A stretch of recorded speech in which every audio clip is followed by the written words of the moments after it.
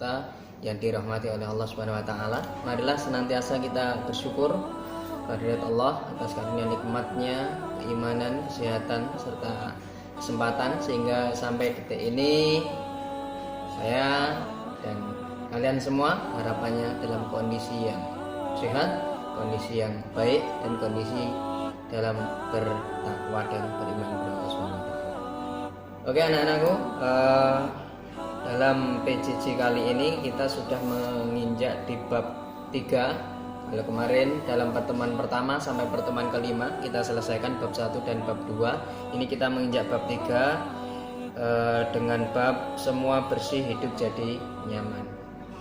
Dalam bab ini nanti akan Pak Ci sampaikan dalam 3 kali pertemuan agar lebih detail dan anak-anakku bisa memahami dengan penuh memahami dengan sangat detail sehingga nanti tidak ada yang dibingungkan atau tidak ada yang ditanyakan gitu.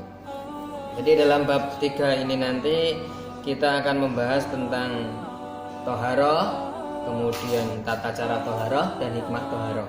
Saya bagi menjadi 3 bagian itu atau 3 subbab. Nah, untuk hari ini nanti saya sampaikan tentang ketentuan-ketentuan tentang toharoh. Apa sih itu toharoh? Apa itu arti toharoh?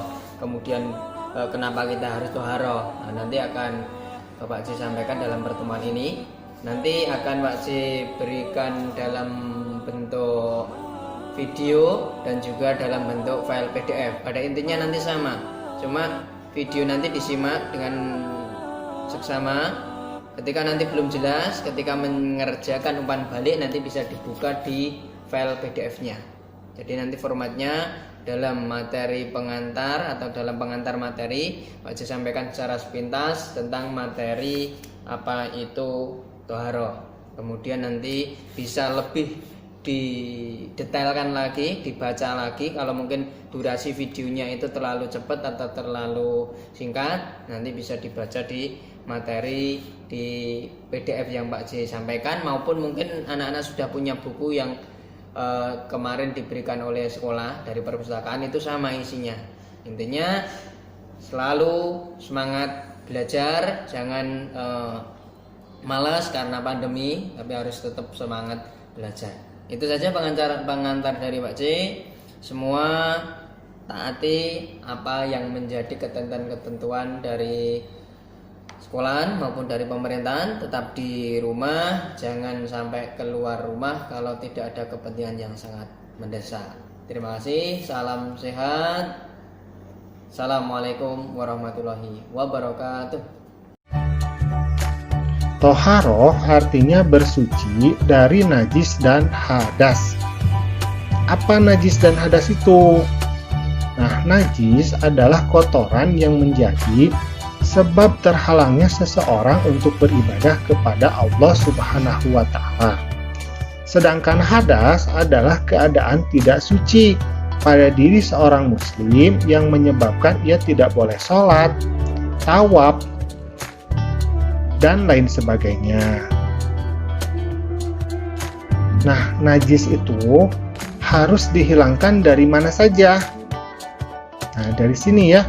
Yang pertama adalah badan atau tubuh kita. Jadi kalau ada badan, kalau ada najis ya atau kotoran menempel di badan kita, maka itu harus dibersihkan. Kedua adalah pakaian. Dan yang ketiga adalah tempat atau lingkungan, ya. Oke, kita lanjut. Toharoh itu meliputi 2 hal, yaitu toharoh dari najis dan toharoh dari hadas. Nah, sekarang macam-macam najis. Najis ada 3 ya, ada najis mukhafafah, najis mutawasitoh, dan yang ketiga adalah najis mughaladoh. Yang pertama najis mukhafafah adalah najis yang ringan. Contohnya itu hanya 1 ya, yaitu air pipis atau air seni bayi laki-laki yang belum berumur 2 tahun dan belum makan apapun kecuali air susu ibu. Nah, cara menyucikannya ini mudah ya, cukup dengan memercikan air atau mengusapkan air yang suci pada permukaan yang terkena najis. Kalau ini najis mukhafafah ya. Yang kedua, najis mutawasitoh adalah najis pertengahan. Ini adalah najis yang paling banyak. Contoh najis ini adalah darah, nanah, air seni, tinja, bangkai binatang, dan sebagainya. Nah, najis mutawasitoh ini ada dua, yaitu yang najisnya hukmiyah, dia tidak terlihat, hanya yakin.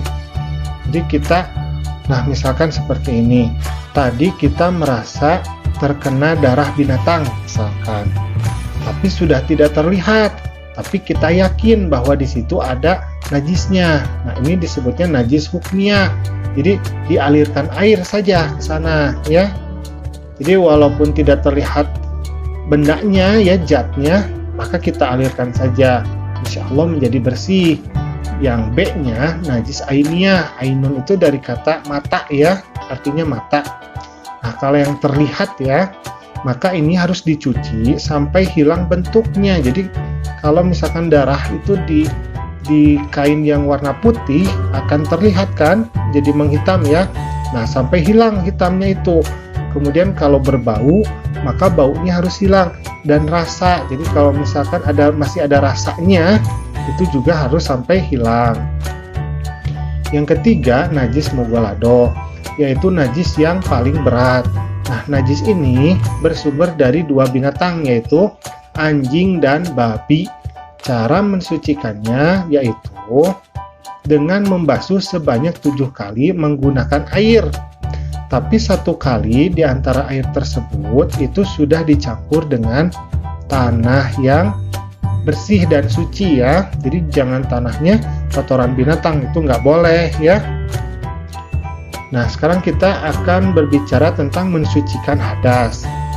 Hadas terbagi menjadi 2, yaitu hadas besar dan hadas kecil. Kita terkena hadas kecil apabila mengalami atau melakukan salah satu dari 4 hal ini. Yang pertama, keluar sesuatu dari kubul dan dubur. Jadi, kalau misalkan ada sesuatu yang keluar dari alat kelamin kita dan dari dubur, maka kita akan mengalami hadas kecil. Contohnya pipis, kentut, BAB. Nah, itu namanya hadas kecil, ya, yang pertama. Yang kedua, hilang akal. Contoh hilang akal itu tidur kalau di sini, ya. Nah, tidur. Tapi tidurnya harus tidur yang terlelap. Yang ketiga, bersentuhan kulit antara laki-laki dan perempuan, tetapi bukan muhrim. Jadi tidak ada ikatan darah, ya. Nah, itu menjadi hadas, ya. Tapi kalau misalkan dengan saudara atau dengan orang tua itu tidak apa-apa. Yang keempat, menyentuh kubul atau kemaluan dan dubur dengan tangan, ya. Nah, ini harus disucikan dengan cara melakukan wudhu, atau kalau tidak ada air bisa dengan tayamum. Kita terkena hadas besar apabila mengalami salah satu dari 6 perkara ini. Yang pertama yaitu berhubungan suami istri bagi yang sudah menikah. Yang kedua, keluarnya air mani, ya, bagi laki-laki. Yang ketiga, haid bagi perempuan. Yang keempat, melahirkan sehingga keluar darah nifas, ya. Yang kelima, nifas. Nah, yang keenam, wafat. Jadi kalau orang meninggal maka dia harus dimandikan. Nah, caranya kita harus melakukan mandi besar, ya. Nah, sekarang macam-macam darah pada perempuan. Jadi perempuan itu berbeda, unik, ya, dibandingkan dengan laki-laki. Nah, yang pertama, perempuan itu akan mengalami darah haid. Jadi perempuan akan mengalami haid, ini bergantung kepada orangnya atau individunya, biasanya antara 1 sampai dengan 15 hari. Yang kedua, darah nifas, jadi darah yang keluar selepas seorang ibu itu melahirkan, nanti akan keluar darah. Nah, ini yang dinamakan dengan darah nifas. Yang ketiga, darah istihadhah atau keluar darah secara tidak normal. Nah, bagi perempuan mengalami darah haid dan darah nifas, maka ini tidak melakukan dulu ibadah ya. Jadi tidak dulu melakukan ibadah sholat, puasa, dan ibadah lainnya. Tetapi apabila darah istihadah atau darah penyakit, ini tetap harus melakukan ibadah secara biasa. Jadi seperti orang yang tidak mengalami haid atau nifas. Alhamdulillah, pembelajaran kita hari ini sudah selesai. Jangan lupa untuk selalu beribadah kepada Allah Subhanahu wa Ta'ala. Perhatikan kebersihan dan kesucian diri ya. Assalamualaikum.